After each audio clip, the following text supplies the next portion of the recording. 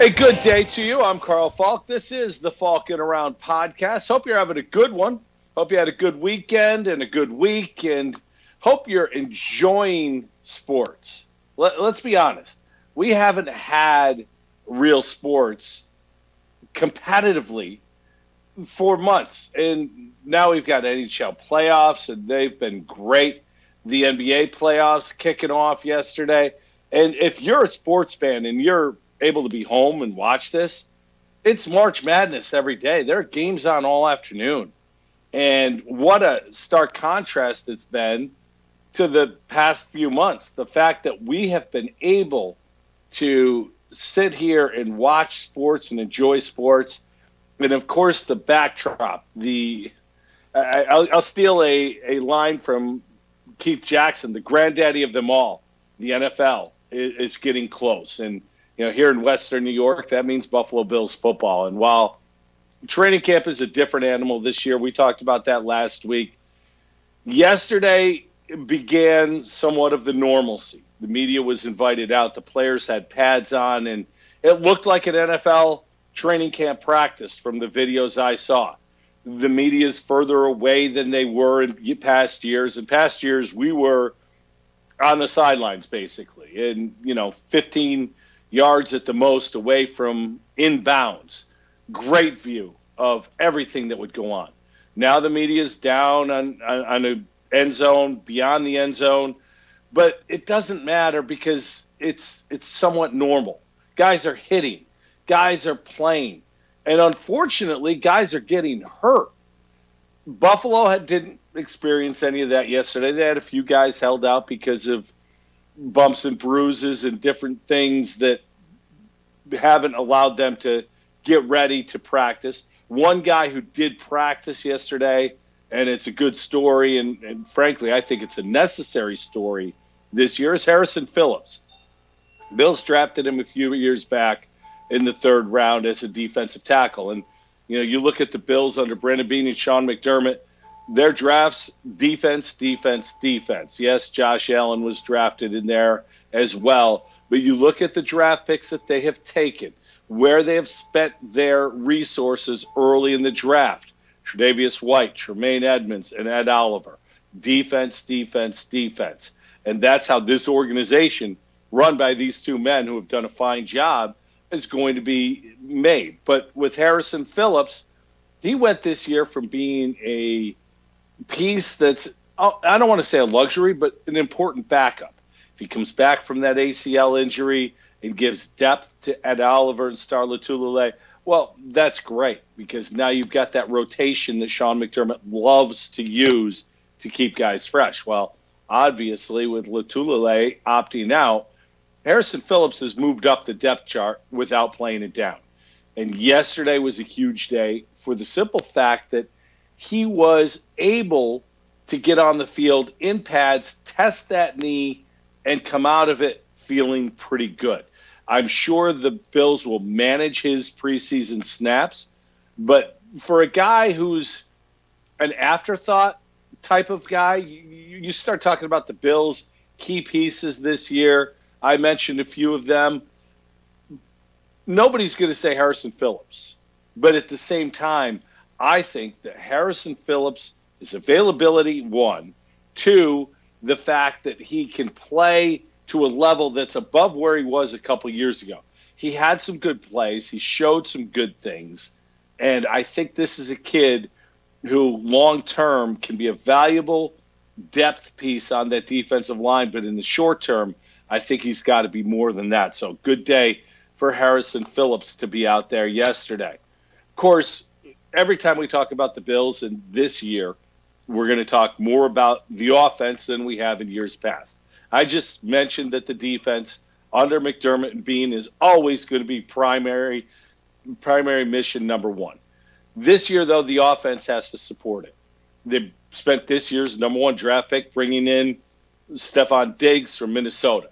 Diggs yesterday, it was the first look that we got of him on video or from the media that was in person.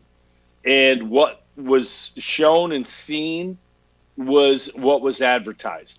This guy is a great route runner. He's got great hands. He's got an intensity about him. He's got a swagger about him. And I think all of these things are important to bring to the offense. He's also a guy that the other team has to point to know where he is.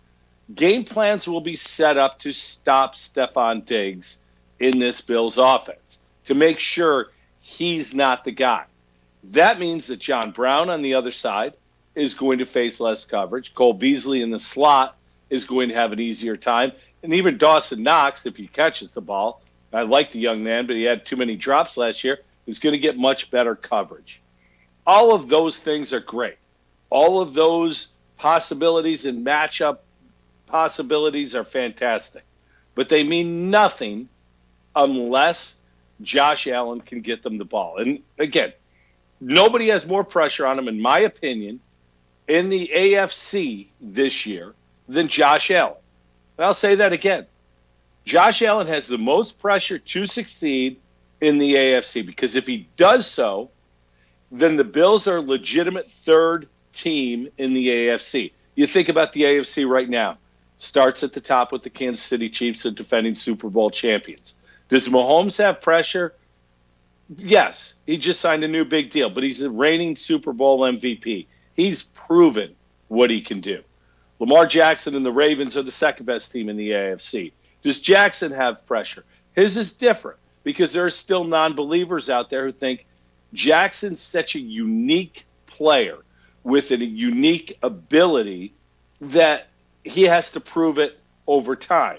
Winning the MVP last year in spectacular fashion and having the year he had, that's great, but back it up. Show me it wasn't a fluke. That's Jackson's pressure. But a team around him is built perfectly for his skill set. It's very well coached by John Harbaugh, and on the offensive side, Greg Roman. So I don't think the pressure's there. But then the third team probably, or could be, the Buffalo Bills. Defensively, they're stout. They're ready to compete. They've got competition battles at positions of strength. It's what you want out of a defense. Offensively, I mentioned the skill positions on the outside. The offensive line is generally back intact, save for John Feliciano, who's still dealing with that torn pectoral muscle that he had surgery on. But they signed Brian Winters. I don't think that's a big drop-off if that's how they go. They also could move Cody Ford inside. So the offensive line should be the same. The running back position, I actually think, could be improved. Frank Gore, a great veteran, and the leadership that he showed last year, helping develop Devin Singletary, was something you can't measure. But on the field, the measurables, Devin Singletary is going to be better in year two than he was in year one. He understands the game better. And as the season went on last year, we saw the potential for that young man. Then Zach Moss steps in to replace Frank Gore. And I think he can do better season long than Gore did, because Gore was effective early, and that's what older players do. When they're fresh, when they're healthy, they're able to perform. And as the season grinds on, it's a law of diminishing returns. So I think all around, this is by far the best talent Josh Allen's played with. It comes back to him and playing. And yesterday, practice one means nothing, but he looked great. How good did he look? Take a look for yourself.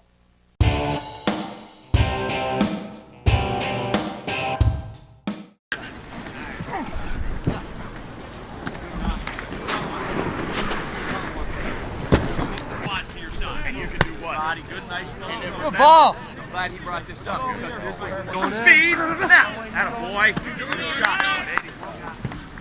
Hit. What's that? It is. Yeah. What's that? Once you feel it, take him. Oh, no. I was thinking if we were dig. What's that?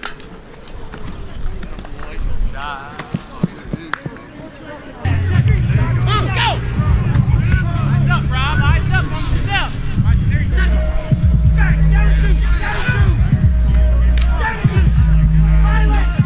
You ready for jump around? Want to go around 101? Go get it. Stop.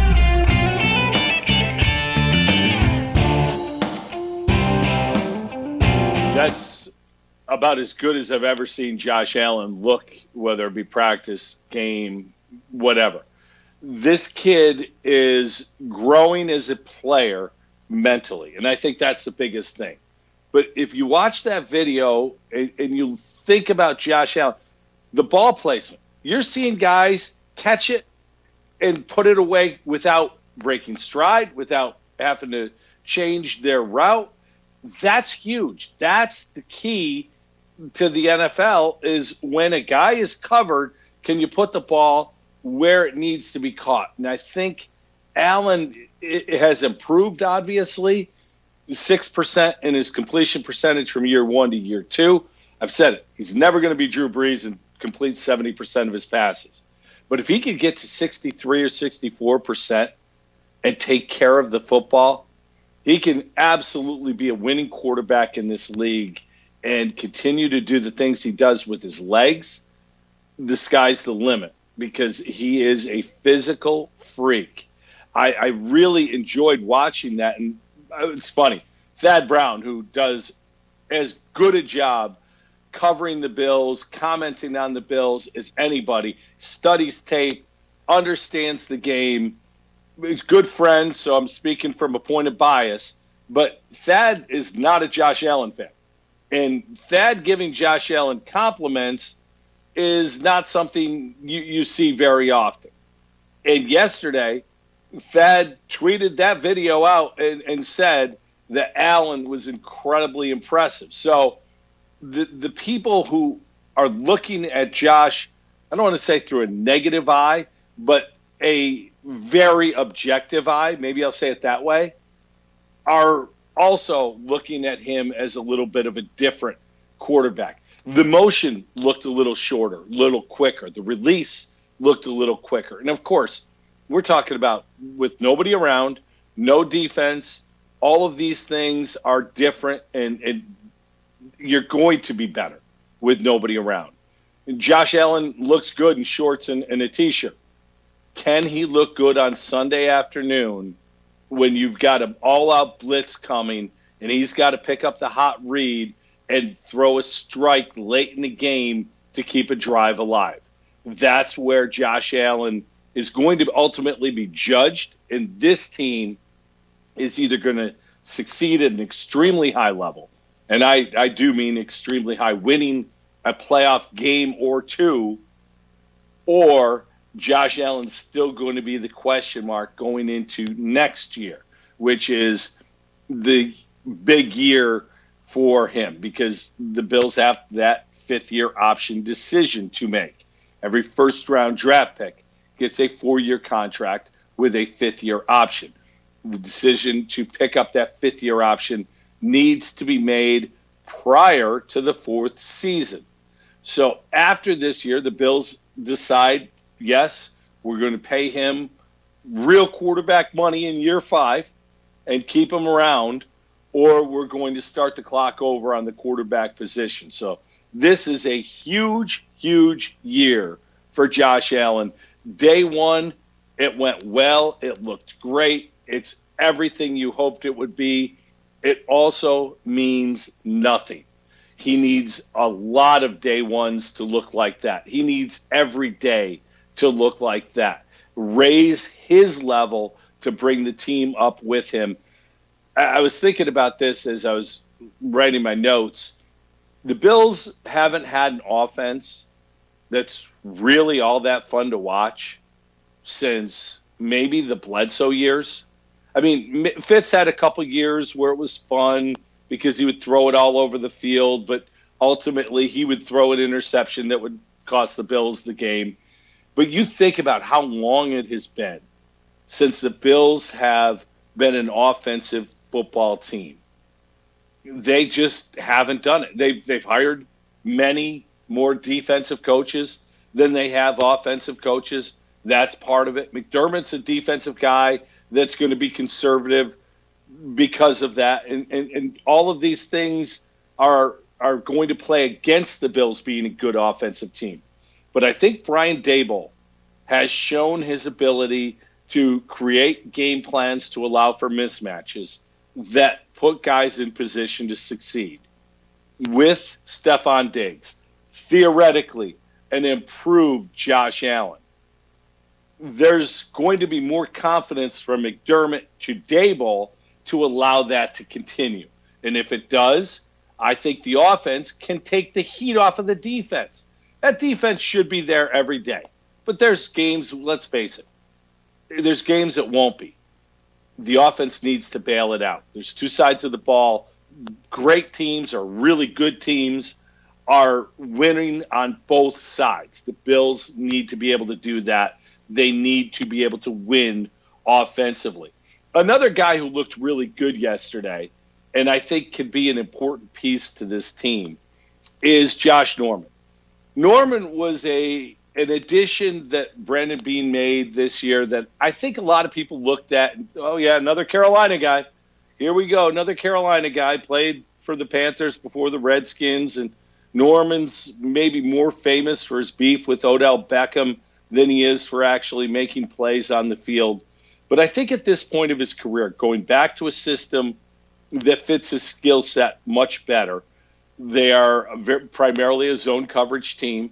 This will, I think, reinvigorate him. But I think it practices, and we saw a little bit of it on video if you watched some things yesterday, his intensity and him going after guys like Stephon Diggs and John Brown, the way he's going to battle them in camp, in practice, is going to make everything better. The NFL is a building blocks approach. The more you build in practice, whether it be team camaraderie, whether it be battles for positions, all of these things make you better game day. And this year is going to be even more unique because there is no preseason games. This is like a college football season where we've seen what we just saw, and then on September, I think it's the 13th, we're going to see the Bills come out and play a real football game. It's not the same as it's been in the past. We don't know who's going to look good. And veterans who have played in this league before, who understand the speed of the game, who understand the complexities of the offenses and defenses, they have a big leg up when it comes to winning positions over younger players. Levi Wallace has been solid in his first 2 years, and I still think he's a valuable piece to the puzzle. But if Josh Norman can win that corner job opposite Tre'Davious White, Taron Johnson, crossing up Levi Wallace and Taron Johnson's names. Taron Johnson in the slot, that gives Levi Wallace a nickel position that he's going to be able to come in 6 defensive back sets. Bills are going to be really deep, and you throw together one of the best safety combinations in the league in Jordan Poyer and Micah Hyde. That secondary is going to be very good. They need to generate pass rush. Jerry Hughes, if it's Trent Murphy, who's possibly not going to be there, the young kid, Epinenza, maybe gets some play there. Ed Oliver from the inside. They need to generate pass rush. But with the speed of Edmonds and Milano at the linebacker position, there's a lot of speed on that defense. The coverage unit should be very, very good. This is going to be a tough team to throw against on passing down. So very, very excited to look at what the Bills are doing. I love these polls that rank positions, rank things, rank players, and it's the national perception of the Buffalo Bills versus the local perception. Guys like me and the media in Western New York who watch this team very closely and follow them and give you our opinions of them. Well, the national opinion is much different. Yesterday, NFL Network had a top triplets in the NFL ranking, the 1 through 32 of the triplets. Now, triplets are a pass catcher, a running back, and a quarterback, made famous by the mid-'90s Dallas Cowboys, where the triplets were Troy Aikman, Hall of Famer, Emmitt Smith, Hall of Famer, and all-time leading rusher in the NFL, and Michael Irvin, Hall of Famer. The Bills, they also, in that time, had a phenomenal set of triplets. Of course, Jim Kelly, Hall of Famer. Thurman Thomas, Hall of Famer. Andre Reed, Hall of Famer. So the triplets thing has always been a cool thing because you're talking about guys on elite teams that very well could be Hall of Famers someday. And when you play together like that, they're generally going to have great team success as well. So you look at the top triplets now, and it makes sense who they are. Number one, not a surprise, the Super Bowl champion Kansas City Chiefs. Of course, Patrick Mahomes is, if not the best quarterback in the game right now, he's top 3 at worst. I think he's the number 1 quarterback, and I'm sure most people do, but there are those who don't think he's quite there yet. He's going to be a huge factor. But you throw with him one of the best tight ends in the league in Travis Kelce, and you've got Clyde Edwards-Helaire, the rookie running back out of LSU, who I absolutely love and think is going to have a huge rookie season. There you see why they're number 1. Number 2 is the Saints. Drew Brees on his way to the Hall of Fame. Alvin Kamara, who had a bit of a down year last year, is still extremely dangerous. And Michael Thomas, just an unstoppable force. I think there's going to come a point where we look back at the numbers that Michael Thomas has put up over the last couple of years and think, what the hell was this guy doing? Nobody's done what he's done over the last few years. The Cowboys have a very good set of triplets. They're third. You've got Dak Prescott. You can debate whether or not he's a $30 million quarterback, but you can't debate he's an effective quarterback. Ezekiel Elliott's a top 5 running back, and Maury Cooper's a top 10 wide receiver. Atlanta snuck in there at number 4. Makes sense. Matt Ryan, he'll be in the Hall of Fame someday. People won't think that, but when you look back at his body of work, it's pretty phenomenal what he's done.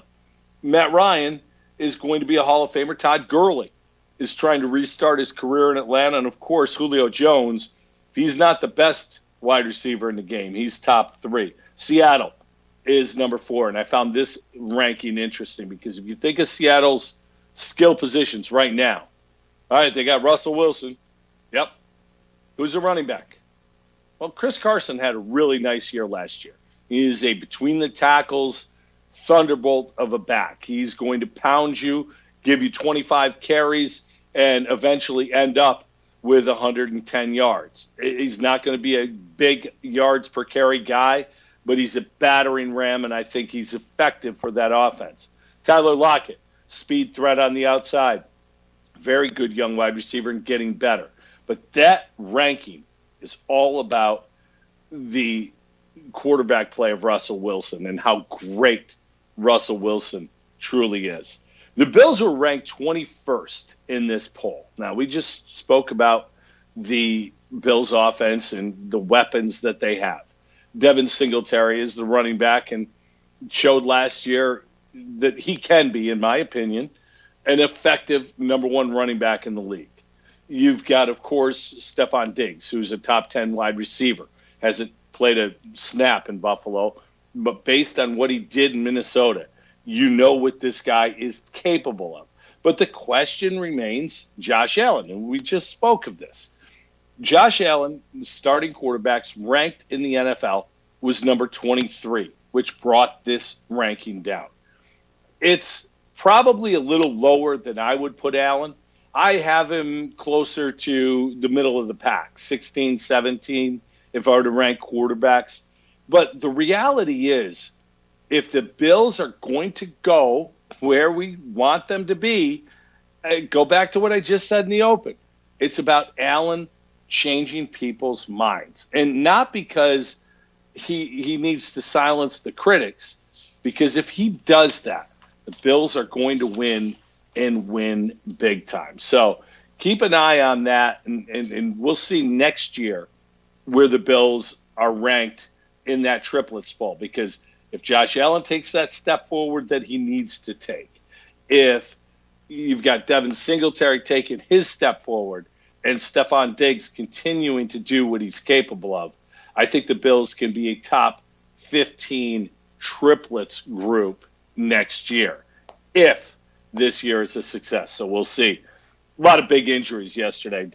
Gerald McCoy of the Dallas Cowboys, who was signed to give them some depth at defensive tackle, was likely going to be a starter at defensive tackle. The Cowboys are hoping for big things this year. This team is built to win now, And a big part of it's going to be that front seven on defense. Everyone's going to talk about Dak and Zeke, but that front seven on defense, if it can be effective and put pressure on the passer, it's going to have to, because the secondary still isn't very good.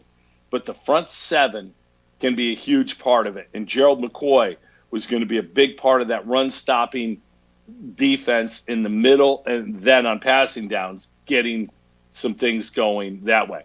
The teams are practicing in pads and hitting because tackling. There are no preseason games to work on that. So you've got to get out there and you've got to play real football in practice this year.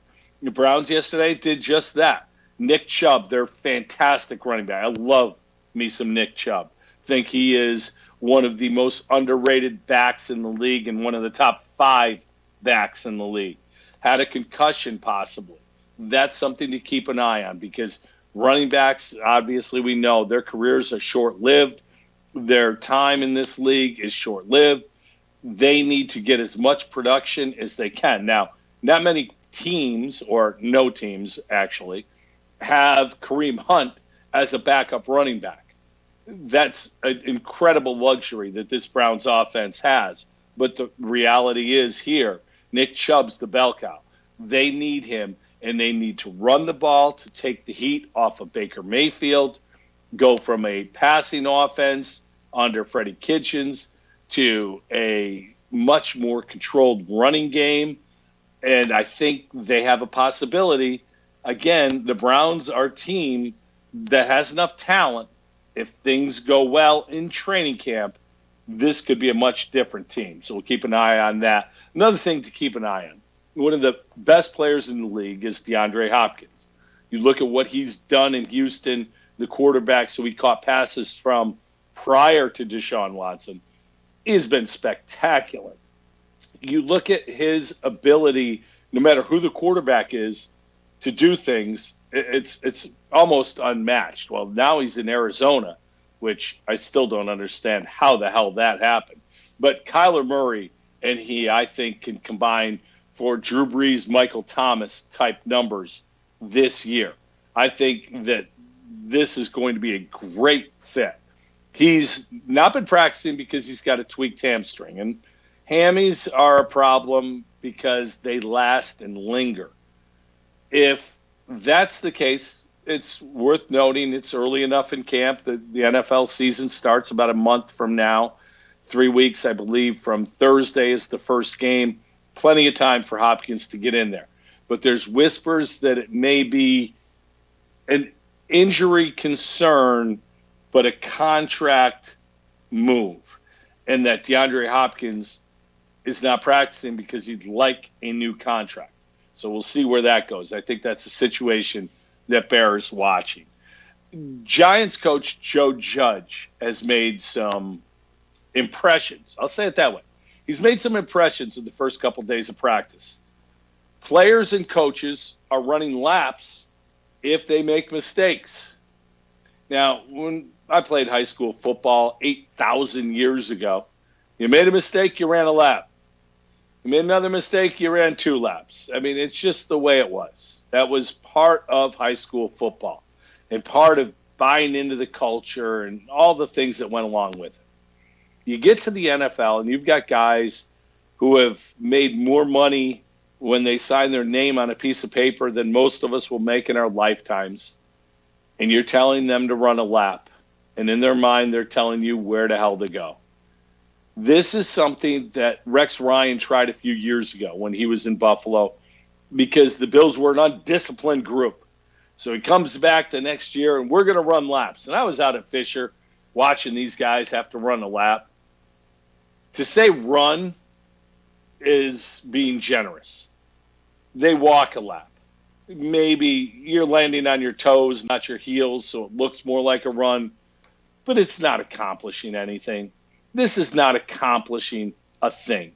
The only thing it accomplishes is to let the players know that you're a coach who thinks you can control everything. Bill Belichick is the greatest coach in NFL history. And he is the greatest coach in NFL history for a myriad of reasons. His success being the top reason. Bill Belichick does something, you do it as a player without questioning because of the resume from the man who tells you to do that. His disciples, whether it be Matt Patricia, whether it be Bill O'Brien, whoever it is, has gone into their situation and taken a lot of the things that Belichick does and brought them with him. And Joe Judge is no different. The problem for most of these guys, and if you look at the Belichick coaching tree, it's not been very successful. It's not been very strong. The reason being is guys are trying to have an impact the way Belichick does, but they don't have credibility. Credibility is earned. Joe Judge doesn't have credibility yet. Guys are questioning him in their minds every day. It's like that with every new coach. I don't care what business you work in. You get a new boss today. You're questioning that guy until he proves himself. If she comes in and tells you to do something, you're like, this lady has no idea what she's doing. Until 2 weeks later, you went, oh, that lady, that new boss, she's the best I've ever had. It's our mindset. We are a people who we disbelieve first, and then we're proven right. That's how our minds work. The NFL is no different. Joe Judge coming in doing this is trying to set a tone, set an example. It's a very fine line between setting a tone, setting an example, and losing your team before it even begins. So I'll be interested to see how that comes about. The Washington football team, I still can't believe that's what we're calling them now. WFT, not WTF. I still think it'd be better if it's WTF, Washington Team Football. And I think that's what I'm calling it. So WTF was noteworthy this week for a couple things. One is that Alex Smith is back to practice. Alex Smith, who is a former number 1 overall draft pick, had a nice run in San Francisco, had a lot of success in Kansas City, was released or was traded to Washington because of the emergence of Patrick Mahomes, suffered a horrific broken leg 2 seasons ago, 17 surgeries, and 21 months later. Think about that. 17 surgeries this man has been through. He had a flesh-eating bacteria that was just awful. He almost lost his leg numerous times. He's been cleared to play football yet again. And it's amazing that he would want to play football again, but you can't help but root for a guy who has been through so very much in his situation. So the Washington football team has brought him back, and I think he will help Dwayne Haskins. I've said numerous times I like Haskins more than I think most people do. I think Haskins could throw the football. I don't know if he can do the other things required to be a good NFL quarterback, but I think as this team improves, if the team is patient, and I think that's an important thing with quarterbacks. You have to be patient when you're developing them. I think Haskins can be a quarterback 1 in this league. Can be. He's not yet. He will start opening day, but he's got to play his way into the quarterback 1 role. But what WTF really did this week that was noteworthy, they hired a new president, a team president, young man, and I say young because I mean young, 38 years old, and that is young, to be a team president in the NFL. Jason Wright, young man, played 7 seasons with 4 teams in the league. He was on with Michael Strahan yesterday, and I want you to listen to this soundbite because he says something that I think is extremely important.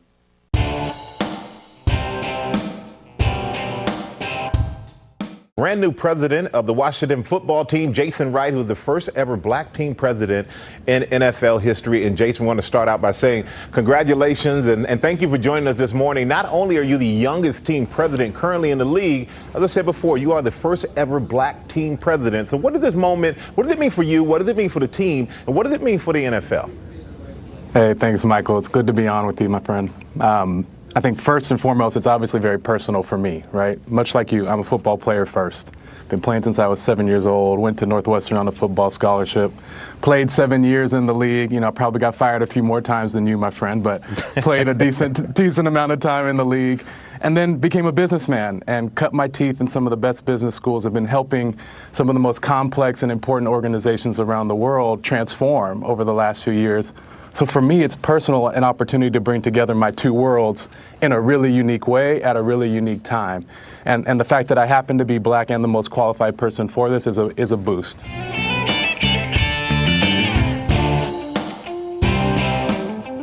What I like about what Jason Wright said there, and if you get a chance, listen to more of what this man says. Incredibly sharp guy. But he said, yes, he's the first black president of an NFL team, and that's a huge step forward. But he's also the most qualified candidate. And I couldn't applaud him more for pointing that out, because there are going to be people who are going to say, well, of course, you know, look at what they're going through with all the crap, with the name change and all the culture and Dan Snyder and this and that. Okay, they hired a minority to run their football operations, the business side, but he's the best qualified candidate. And that, to me, more important than anything else, don't lose sight of that. And for him to get there, I think will open doors for other people as well.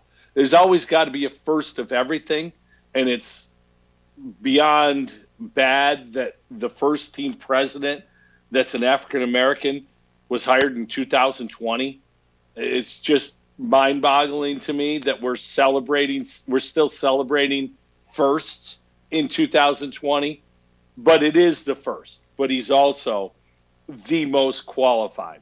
And I think that's a great thing to remind people of why he got hired. I look forward to seeing what Jason Wright brings not only to the Redskins, but to the NFL as well. That's an organization that needs strong leadership. They need somebody to stand up to Dan Snyder, and they need somebody to be a solidifying force in that organization. He'll handle the business side. Ron Rivera is going to handle the football side. I'm still not sure Ron Rivera is going to be the general manager that the team needs. I'd love to see them hire somebody to maybe be a general manager, and who knows, maybe Jason Wright will get that done. But I think the Redskins are at least making steps forward this offseason after what has been a terrible offseason for that organization. One final NFL note. The Baltimore Ravens, I mentioned their skill position players fit perfectly around Lamar Jackson and how good Lamar Jackson was last year and hopefully will be again this year. They're giving Dez Bryant a tryout reportedly later this week. Dez has been trying to get back in the league for a long time. If you remember, he signed a couple years ago with the Saints and looked like he was going to continue his career there, but it didn't work out. Injury, was out for the year, rehabbed. Dez has kept himself in shape. He could be a potential big body wide receiver that could help on short yardage passing situations, goal line passing situations, giving Lamar Jackson another target going forward. So it'll be interesting to see what comes of that. Last week, if you listened to the podcast, I told you about Instacart. And if you didn't catch last week, first off, come on, man. What's up with that? Secondly, you missed an opportunity. But because we have friends at Instacart, I'm going to help you out so you don't miss that opportunity twice in a week. They can deliver them in as fast as an hour. And if you use the link in the show notes that all you got to do is press the link. You can get your first delivery over $35 for free. Instacart is the way it's done now. Look, why are you going to go to the store? You got to go to Wegmans. You got to find everything. You spend your time. Let Instacart do that for you. Again, click the link in the show notes. You can use Wegmans, Tops. There's a lot of stores available. Y'all know about it. Y'all heard about it. Just click the link and get your first delivery for free and see how great Instacart is. Take advantage of what I'm trying to give you. I'm trying to be nice. You're listening to me. I'm trying to give something back. So make sure you check that out. Click the link in the show notes. Get your first delivery over $35 for free as fast as 1 hour. You get groceries on your porch. It's a great way to do it. Use Instacart.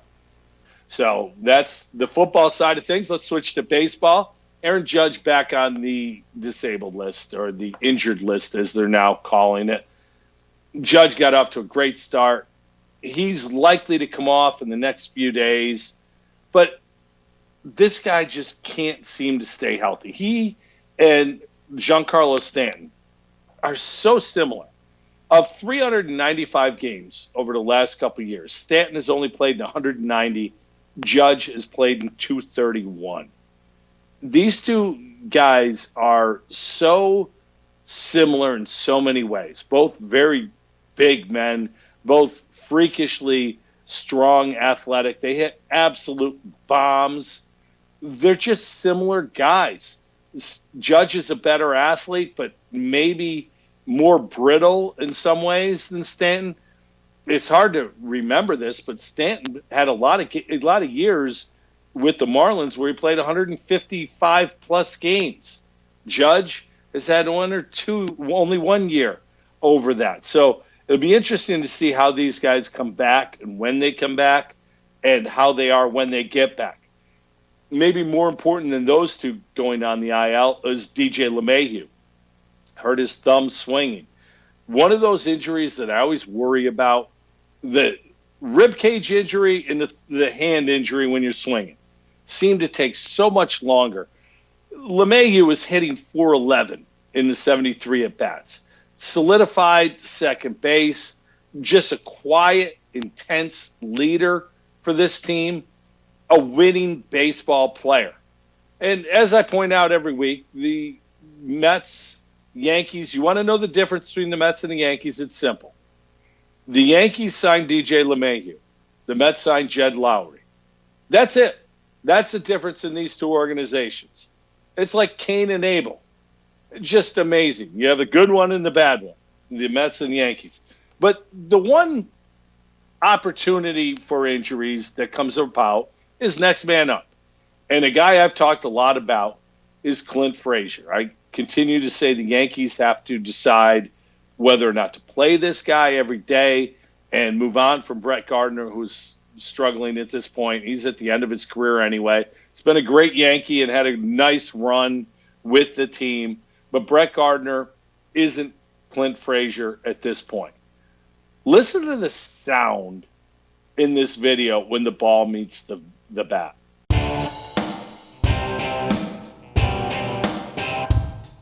Between the simulated game and at the alternative side, I don't even like to say that thing. High fly ball, deep left center, Duvall back, he's on the track, he's at the wall, see ya! Frazier goes downtown and it's a 2-2 game. What a way to start right when you come from that alternative side. Little red thunder for you, Coney.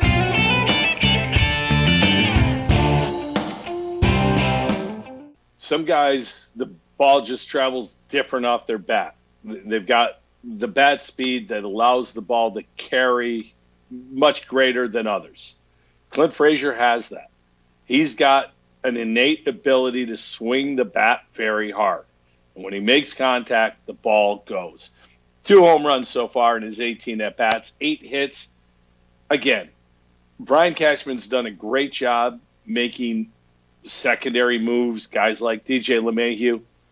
I think what he's got to figure out now is does Clint Frazier play every day, or do you use Clint Frazier to go get a piece to win a championship this year? And that piece would probably be a starting pitcher. And I think Frazier is a guy that they could deal. I wouldn't personally, but the thing with prospects is eventually they stop being a prospect and they start either being a player that achieves or a player that never did achieve. Look at Miguel Andujar, where he was a couple years ago, basically untradeable, where he is now basically untradeable for a different reason. So you've got to strike while the iron's hot with some guys. And I think Clint Frazier, this is the year. Either he mans a position and becomes a full-time player for the Yankees, or he goes away and they bring back something to help them win this championship. I'll be interested to see what Brian Cashman does. If you're a Yankees fan, you're having a great time watching this team every year or every game. They've beaten the Red Sox every game they played. There's got to be some joy there. If you're a Red Sox fan, hey, the last decade was great. You know, the Red Sox now 6 wins in their 23 games. They're terrible. They lost Sale before the season started. They lose Eduardo Rodriguez basically before the season began to a COVID-related heart condition. So the pitching isn't there. The young hitters aren't really ready yet. And meanwhile, Mookie Betts has had 8 home runs out in L.A. and signed a huge contract extension. For a team that had a great decade last decade, this next decade is not off to a good start. The fact that Mookie Betts signed that contract extension, that stung for Red Sox fans because they always felt that they could sign anybody. And when that didn't happen, it just isn't something the Red Sox and their fan base is used to. Not sure when this team will be back to its usual dominant self, but I think it's going to be a longer rebuild than anyone would have ever anticipated. The Pittsburgh Pirates are just awful. Look, they play in the best stadium in Major League Baseball. Not that you could go watch games anyway. Let's face it, it doesn't matter. But they won 4 of 18 games. Eric Gonzalez is hitting .341. He's been a bit of a role player. Other than that, the next highest average of their regulars is Kevin Newman at .246. They're terrible. And I don't think they win 20 games out of their 60-game season. That's brutal. The Giants are bad. Their run differential is second worst in the league. 8 wins out of 24 games. Seattle, the worst run differential in the league. They're 10 games under 500 already. The LA Angels, this is one that is always going to bother me. Mike Trout's the best player in baseball. I don't think many people would argue that. Some people might say Mookie Betts. Some people might say Bellinger. There might be a name or two, but let's face it. Mike Trout's the best player in baseball. He's having another great year. Hit his 10th home run last night in almost 300. Yet the Angels are 8-15. This team sucks, and they've got the best player in baseball. Mike Trout might be the guy who has the Hall of Fame career and one of the greatest players ever to play the game. He might never play in the postseason.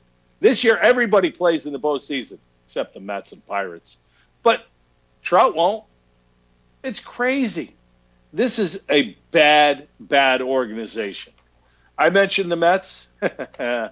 Well, of course, as the Mets turns this week, it's come out that the final bids to buy the Mets are due by the end of the month, which now we're past the midway point of August.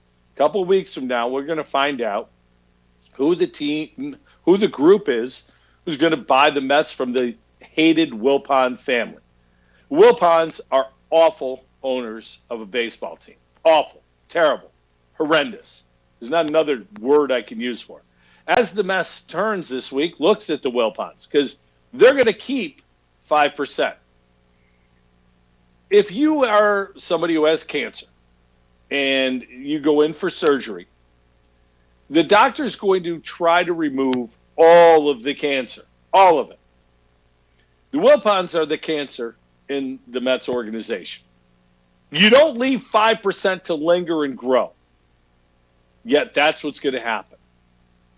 There are basically two bidders left who are willing to pay for this organization in spite of its bad financials and in spite of the fact that 5% of the cancer is going to remain after this sale.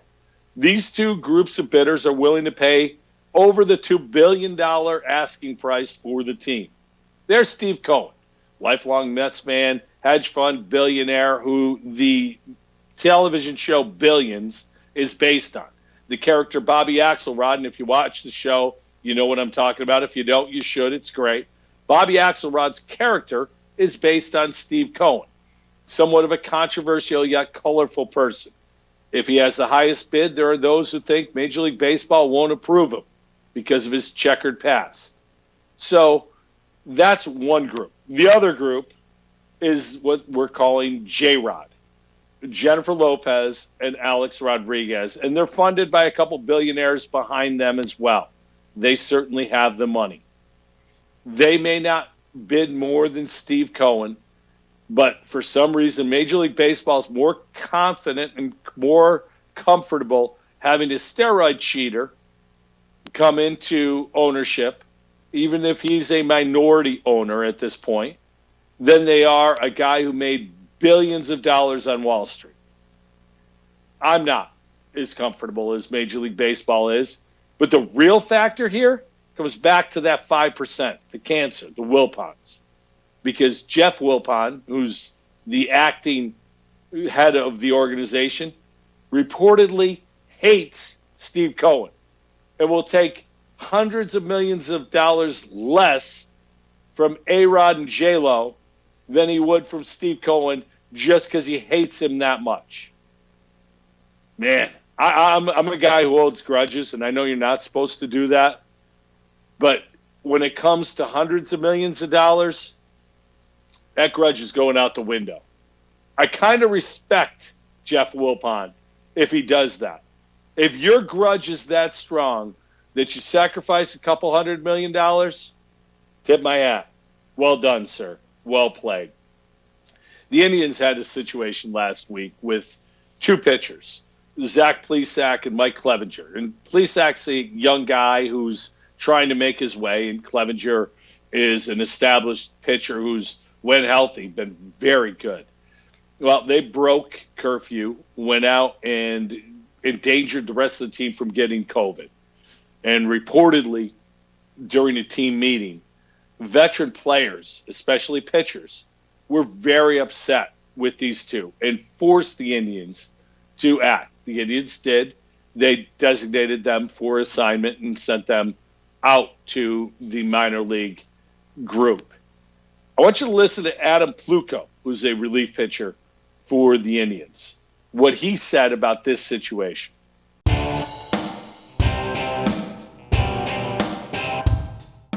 How did Mike and Zach get back your trust? I think that's a question for Mike and Zach. I mean, they hurt us bad. They lied to us. They sat here in front of you guys and publicly said things that they didn't follow through on. And it's going to be up to them. It really is. And, I'll let them sit here and tell you how they're going to earn their trust back. I don't need to put words in their mouths. The term that I continue to hear, and excuse my language, is grown-ass man, right? So those grown-ass men can sit here and tell you guys what happened and tell you guys what they're going to do to fix it, and I don't need to do that for them.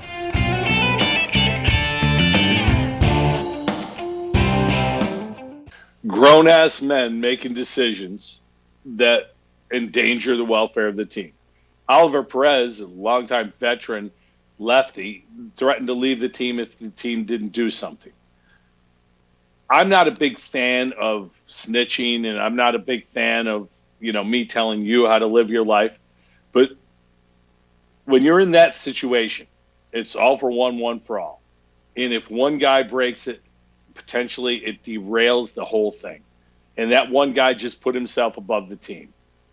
This can't happen. And with the NFL season looming, I think it's important for that mentality to be part of what's going to go on at the next level is with the NFL as well. Guys are going to have to buy in. And if they don't buy in, they need to get out because it is a bad, bad situation for the league, for the teams, and for the health of the players themselves if that happens. Of course, college football has already canceled their season for the most part. There will be no fall championships.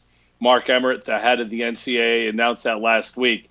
It's good that he announced something because it's been crazy how silent the NCAA has been through this. But the SEC announced their schedule yesterday. We know opening week, Georgia's going to be at Arkansas. Alabama's going to be at Mizzou. You got Florida at Ole Miss, and then Mississippi State at LSU. Of course, 4 of those teams are top 10 teams this year. Playing for no championship, I don't think matters. Playing college football, especially in the South, especially where economics are a huge part of this, whether it be the colleges themselves, the towns around them, I think is. Colleges are very contradictory in the way they're approaching this. You're bringing students on campus. Students aren't going to make smart decisions when it comes to COVID. We know this. Yet you're not allowing players to play football where they're going to be monitored, tested, and very much more closely watched than a general student. The reason neither should probably happen is one word: liability. The reason one is happening and the other isn't is something that I don't understand. I will throw the word hypocrisy in there, but that's college sports with the NCAA doing what it's doing. The Big Ten was the first conference to announce they weren't, I should say, the first Power 5 conference to announce they weren't doing. Kevin Warren is the commissioner of the Big Ten. He's under fire right now because apparently there was no vote taken by the presidents of the colleges that make up the Big Ten. A few of them, Ohio State, Michigan, and Nebraska, are not happy with the way things went down. They wanted to play football, and they should. Those 3 schools are 3 of the biggest money makers when it comes to football that in the country. So we'll see where things go from here. I think college football will be played to some level, to some degree this fall, but in no way will it be anything like what we've known in the past. But then again, what is? The other thing to keep an eye on is college basketball. Now, there's a suspected second wave of the virus that could come around that could impact sports later in the fall, early winter. Obviously, that's when college basketball starts. They've set a timeline of mid-September to make decisions.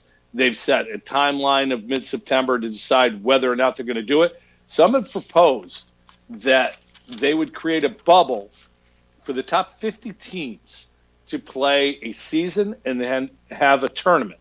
And if you think about it, it's possible because online classes are going to be the norm in most colleges anyway. So it is a possibility that something along those lines gets approved and goes forward. It'll be interesting to see how they handle that. The NBA playoffs yesterday got going in earnest, and the NBA playoffs it's very good basketball. If you watch it yesterday, you saw Donovan Mitchell score 57. And I thought it was crazy to look this up. Donovan Mitchell's 57 points is the 3rd most points in a playoff game in the history of the NBA. MJ's 63, which I remember vividly against the Celtics in Boston, is number 1. Elgin Baylor had 61, and then Donovan Mitchell had 57. But in looking that up to see who else scored that many points, I came across something that I was blown away by. There have been 39 games of 50 points or more in the NBA playoffs in the history of the league. 39. Michael Jordan had 8 of them. He had almost 25% of the 50-point games. He had 63, 56, had 55 3 times, 54, and twice had 50. The players that scored 50 points, there's only one player who's eligible who scored 50 points in a playoff game who's not in the Hall of Fame. Eric Sleepy Floyd. And if he didn't go to Georgetown, I would tell you what a good regular season player and playoff player Sleepy Floyd was in his day. But since he went to Georgetown, screw him. I don't really care. Yesterday, there was a incident or a situation in the NBA, and it's one of those things that drives me crazy about fandom and about the media. Kristaps Porzingis got ejected. That's a word that's being used. Ejected from the playoff game in which the Mavs had a big lead yesterday and then lost that big lead to the Clippers, and the Clippers ended up winning the game late. Luka Doncic, who's just spectacular, again, had the most points ever for a player in his first playoff game, 42. It was just great. That kid, if he isn't a top 5 player right now in the NBA, he's going to be by next year. He is phenomenal. But Porzingis got ejected is the storyline. And fans and media are freaking out. What happened was Porzingis made a clean block, got called for a foul this early in the game. Does an air punch, which anyone who played or coached or refereed the game knows that's an automatic technical foul. And in the postgame, Rick Carlisle, the Mavs coach, said as much. Porzingis said as much. Was upset with the call, overreacted, deserved one because that's going to happen every time. Yep. Simple. Later in the game, Doncic got into it a little bit, and Porzingis came in and started pushing Marcus Morris and was basically a third man in a little confrontation. It's automatic. It's automatic technical foul. 2 technical fouls, you're out. That's what happened. The media, the fans, these referees ejecting this guy. Kristaps Porzingis put it on himself after the game. He did a great job, stood up, said, I got to be smarter than that. I can't let that happen. He's not that type of player. It's first ever ejection in his career. He's probably never going to get ejected from another game. He's just not that guy. He overreacted. He reacted badly. But you know who didn't react badly in this situation? The referees. Guy makes a bad call. You have a reaction that's over the top. That's a technical foul. It's not debatable. We can talk about the bad call he made. Yeah, happens. But if you watch the replays and you see what happens when the scrum, where the second technical came, the referees go over and put headsets on similar to what I'm wearing. They're watching the replay, and they're talking to people from the league offices. The referees on the floor, they're being guided by their boss. When your boss tells you to do something, you got to do it. This is not about Kristaps Porzingis getting ejected because of a bad call. There was one bad call out of the 3. The one bad call precipitated the first technical. The technical was a good call. The play that precipitated that was a bad call. The second technical was an easy call. It was a good call. Don't put this on the referees. Put this on Kristaps Porzingis just like he did, just like Rick Carlisle did. Michael Wilbon, who is a guy I lose more respect for every time I think I listen to him speak, went out of his way to say how terrible a decision it was by the referees. Wilbon, who works for ESPN, who is in bed with the NBA, essentially works for the NBA. You're not doing your league any favors by doing that. The interesting thing was that Mark Cuban, who's always critical of the officiating in the league, was really quiet after the game. It was almost like somebody asked him about freeing Hong Kong or something. His coach and his player admitted that the player did stuff that the referees had no choice but to act the way they did. I'm sure Mark Cuban doesn't agree with that. But again, if he says what he thinks, he contradicts his player, contradicts his coach. He just took the route that if you ask him about freeing Hong Kong, same thing. So, interesting day one in the NBA. And then the NHL playoffs going on.